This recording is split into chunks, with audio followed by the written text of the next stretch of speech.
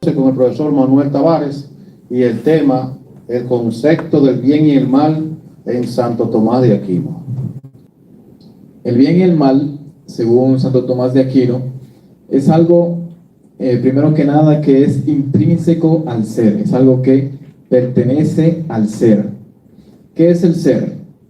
El ser, podríamos decir de manera simple, que es todo aquello que existe.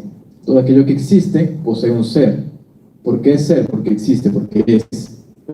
El mismo verbo ser, que todos los idiomas que vienen de todos los idiomas grecolatinos poseen ese verbo ser, y es precisamente para designar eso, el ser de una cosa, que es su existencia, que es diferente al de las demás. Y además, también es algo que está inserido en los actos humanos. Regularmente, cuando pensamos en bien y mal, nosotros consideramos el aspecto moral, que se refiere a eso, a los actos humanos. Y eso también lo vamos a abarcar aquí. Si puede continuar. Bien, el Aquinatio. Esa es una referencia que se hace de Tomás de Aquino, ya que se dice de Aquino porque él vivió en una ciudad de Italia que se llamaba Aquino, la mayor parte de su vida. Pero él, Tomás de Aquino, si puede pasar a la siguiente, él nació en 1224 o 1225, no se está seguro de la fecha. Él nació en Rocaseca, que es un pueblito de Italia, pero él era de una familia aristocrática, o sea, una familia de mucho dinero, de mucha influencia, de mucho prestigio en esa zona. Incluso su abuelo segundo, o sea, el tío de su papá, era el emperador Federico II, emperador de Alemania, de parte de Italia también. O sea, que era una persona o sea, su familia tenía mucho poder. Y sin embargo, él no quiso seguir la misma vía de su familia en la esfera social, sino que quiso hacerse parte de una orden religiosa que se llama los dominicanos, ¿verdad? Incluso ese nombre pues nos es familiar, ¿no? Nosotros que somos dominicanos, realmente esta orden religiosa tiene mucho que ver con nosotros, porque los dominicanos tuvieron mucha influencia aquí en República Dominicana en el tiempo de los padres de la patria, y se podría pensar que esa fue una de las razones que llevó a los padres de la patria a colocar el nombre de nuestra nación de Dominicana. Incluso la UAS, su primer nombre, la primera Dominica, era la Universidad Santo Tomás de Aquino, y era precisamente regida por dominicanos, ¿verdad? Entonces, eso para ver cómo esa orden religiosa se identifica incluso con esta universidad y con el pueblo dominicano. Santo Domingo de Guzmán,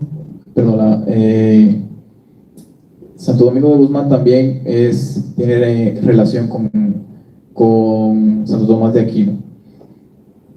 La formación universitaria de Tomás de Aquino, cuando él entró a la orden de los dominicanos, fue gracias a Alberto Magno. Alberto Magno fue un gran teólogo de la época que influenció mucho a Tomás de Aquino y a su filosofía. Gracias a Alberto Magno y a Tomás de Aquino es que conocemos, o tiene, digamos, en el mundo cristiano de la época se comenzó a conocer o a popularizar las obras de Aristóteles, porque ellos fueron de los primeros que comenzaron a estudiar las obras de Aristóteles y a aplicarlas al pensamiento cristiano. Recordemos que ellos son teólogos. La teología, podría haber una objeción aquí de pensar que como un teólogo podría aplicarse una semana filosófica, ¿no? Sin embargo, realmente la teología es una cuestión puramente filosófica. El propio término teología viene del griego, que significa teos, ilogía, que significa ciencia, ciencia que estudia a Dios. Y realmente cuando uno se pregunta la existencia de Dios, si Dios existe, cuáles podrían ser sus atributos, es una cuestión filosófica que muchos filósofos se han planteado. Y ellos no son la excepción. Realmente, como nosotros vamos a ver aquí en esta exposición,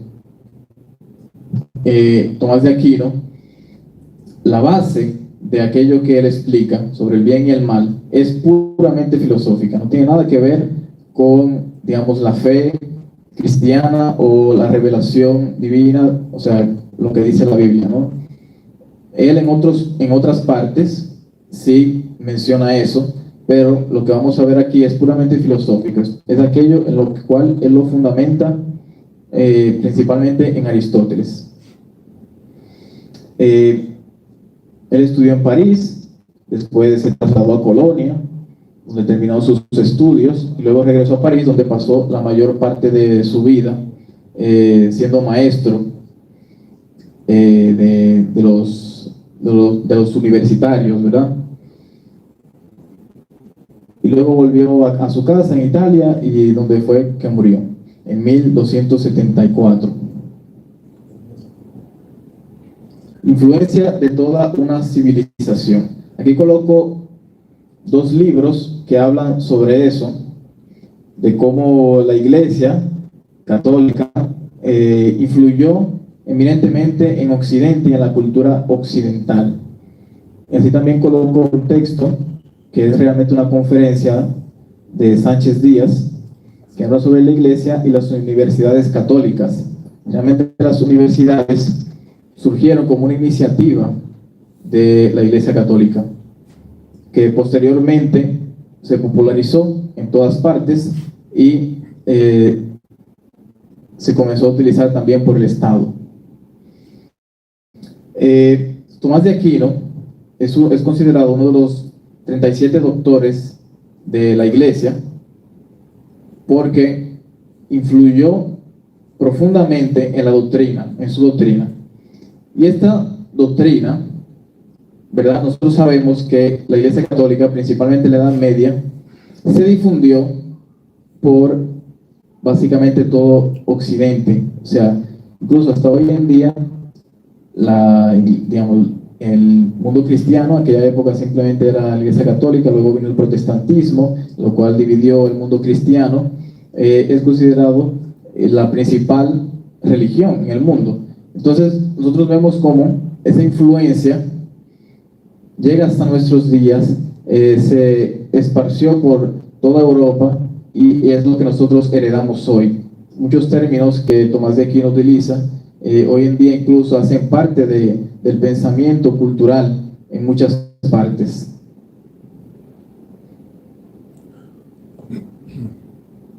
Las obras principales de Tomás de Aquino son esas que están ahí, pero la obra magna de él, la que todo el mundo hace referencia, es la Summa Theologica. Ahí está en latín, Summa Theologiae, en la cual él quiso poner todos los temas principales de teología que se trataban en la época. Ahí él lo sintetizó, lo puso de manera, digamos así, sistemática, ¿verdad? Porque él lo quiso hacer como una guía para aquellos que querían adentrarse en el mundo de la teología y comenzar a estudiar. Y esto lleva muchas veces a personas que leen esta obra a confusiones, porque realmente es un pensamiento muy sintético, muy objetivo, o sea, va directo al punto, y muchas personas consideran que es ambiguo. Sin embargo, porque no explica tan detalladamente como estamos acostumbrados con otros filósofos que detallan bien sus explicaciones y sus doctrinas, ¿verdad? Sin embargo, en otras obras que él escribe, que una de ellas es la que yo estudié para hacer esta presentación, es la obra sobre el mal, que como vemos ahí de malo, en latín se colocaba la partícula de para referirse a que se iba a tratar sobre el tema. De malo significa que es sobre el mal. En esa obra él detalla mejor lo que vamos a explicar aquí, que también tomamos de la Summa Teológica.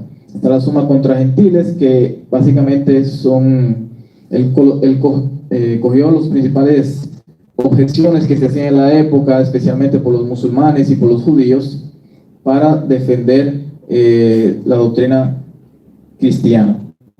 Está la obra de Veritate sobre la verdad. Ahí él habla sobre la esencia de la verdad, que es la verdad, cómo surge, cómo nosotros podemos conocer la verdad, sobre el ente y la esencia, ¿verdad? Términos puramente filosóficos, y los comentarios sobre Aristóteles. Como había dicho, Tomás de Aquino fue uno de los que más popularizó las obras de Aristóteles y produjo aceptación. Antiguamente, antes de él, no se aceptaba tanto las obras de Aristóteles. Incluso solamente se conocieron las obras de Aristóteles gracias a que se tradujo por un personaje persa llamado Avicena, que tradujo las obras de Aristóteles, y de ahí fue que comenzaron a estudiarse en Europa. El bien y el mal en el ser.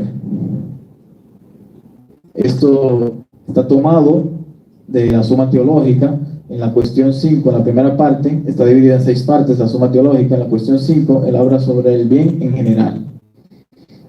Cada cuestión está dividida en artículos. Él era bien esquemático. El artículo 1 es una pregunta. Es muy propio de un filósofo, ¿no? Preguntarse respecto de las cosas para buscar una respuesta. Se pregunta, ¿el bien y el ser se distinguen o no se distinguen realmente? ¿Son o no son la misma cosa? Y dice, la razón de bien consiste en que algo sea apetecible. Esto viene de Aristóteles, él lo toma de Aristóteles. Aristóteles definía el bien como algo apetecible. Todo aquello que nosotros deseamos, que es deseable para nosotros, es bueno, ¿verdad? Nadie desea el mal, todo el mundo desea lo bueno. Pues entonces algo que es deseable para nosotros es bueno. Sin embargo, Tomás de Aquino lo lleva más allá. Y dice, es evidente que lo apetecible lo es en cuanto que es perfecto, pues todos apetecen su perfección. O sea, lo que nosotros deseamos de las cosas o de los seres es alguna perfección en particular, ¿verdad? Podríamos considerar, no sé, una manzana. Es apetecible porque posee alguna perfección, ¿verdad? Es jugosa, y nos gusta el sabor, etc. Esa es la perfección característica de ese ser, que sería la manzana. Así como cualquier otro ser también posee alguna perfección que es deseable. No podré decir, bueno, pues algo que yo no deseo, entonces no es algo bueno. Y no es así, porque el hecho de ser deseable no se refiere a mí subjetivamente. No es que algo que yo deseo, sino algo que en sí mismo tiene potencialmente la capacidad de ser deseable por alguien, por algún ser humano. ¿Por qué? Porque posee alguna perfección. Nosotros podríamos pensar, por ejemplo, en una cucaracha. Nadie desea cucarachas, ¿verdad? Es algo que muchas personas preferirían que no existiera ni siquiera. Sin embargo, la cucaracha posee algo que no poseen otros seres, que es la vida. Esa es su perfección, es una de sus perfecciones. Incluso otra podríamos considerar el hecho de la capacidad de soportar grandes cantidades de radiación, ¿verdad? Cuando cayeron las bombas de Hiroshima y Nagasaki, los únicos seres vivos que pudieron sobrevivir fueron las cucarachas y los bichos. Entonces es algo que produce un interés, ¿verdad? ¿Por qué? Porque posee una perfección en sí mismo.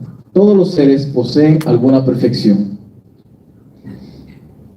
Como quiera que algo es perfecto, como quiera que algo es perfecto en tanto en cuanto está en acto, es evidente que algo es bueno en cuanto es ser.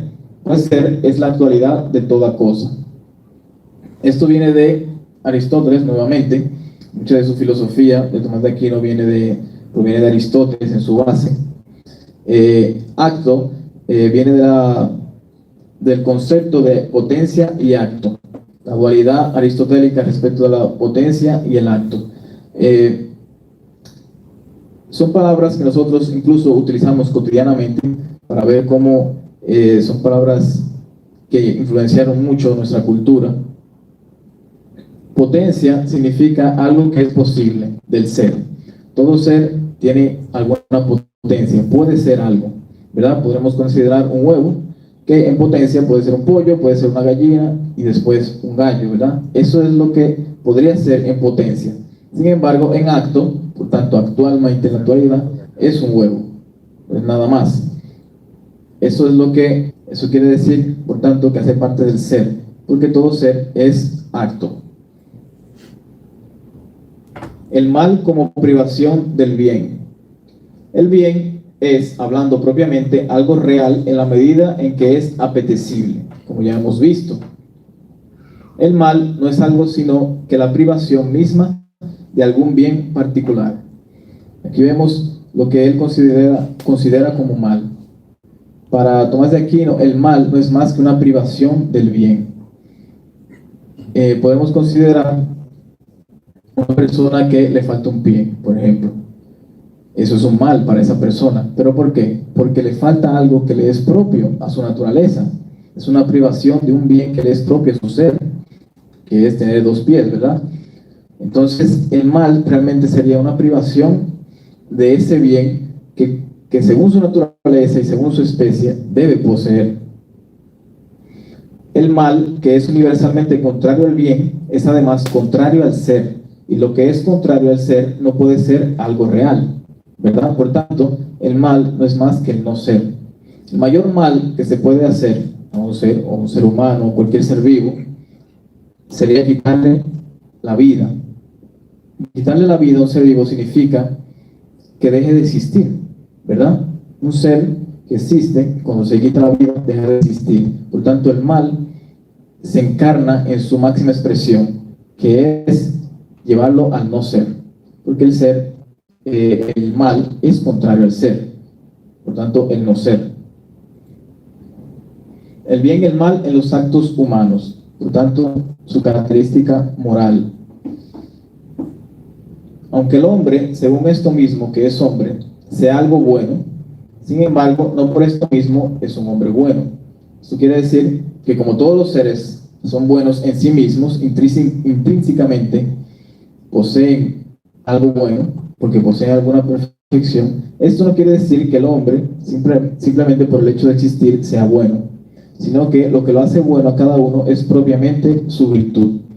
Aquí se introduce un concepto básico que es también aristotélico al respecto de la virtud. Nosotros consideramos la virtud como una cuestión religiosa.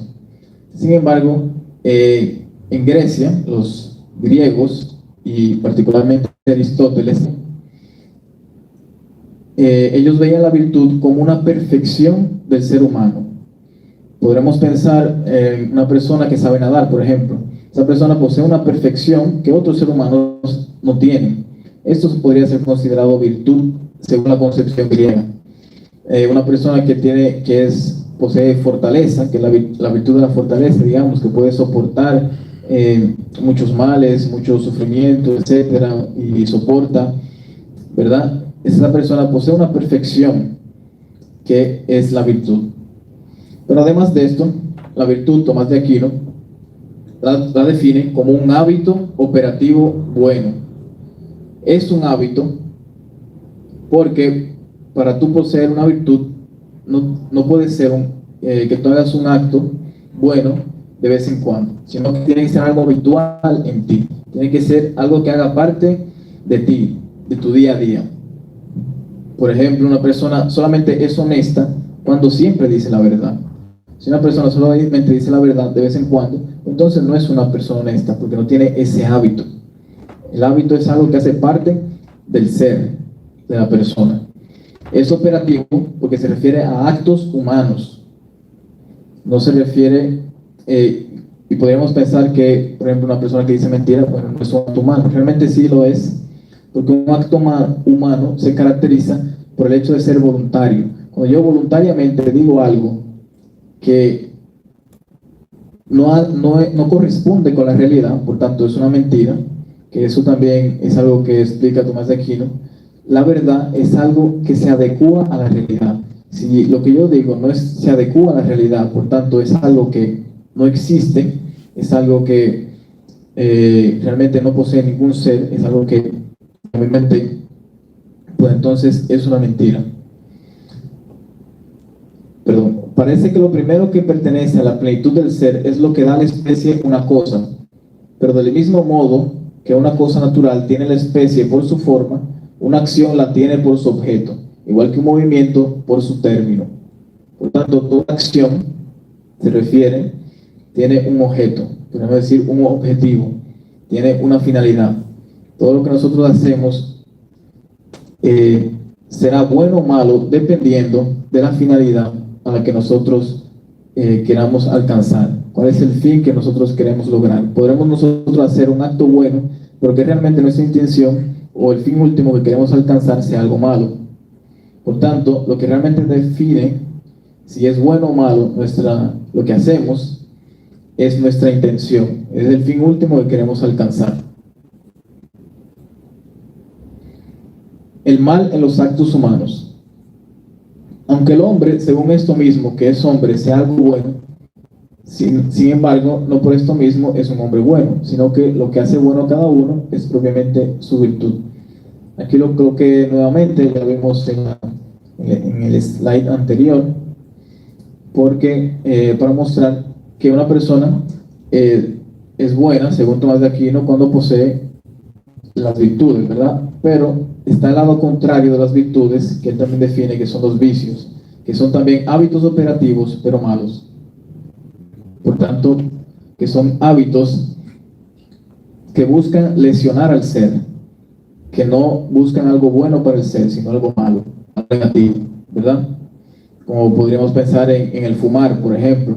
Es un hábito, es operativo, es un acto humano, pero es negativo para el ser, hace daño. Podemos pensar en asesinar a una persona o robar, etc. Son hábitos, pero que son negativos. Puede llamarse pecado a cualquier acto desordenado de la naturaleza, del arte o de costumbres, pero el pecado no tiene razón de culpa, a no ser por el hecho de que es voluntario. Aquí él introduce la cuestión de la culpa. Cuando un acto humano malo es culpable. No todos los actos, incluso los actos malos, son culpables. Porque por la misma cuestión que vimos antes de la intención.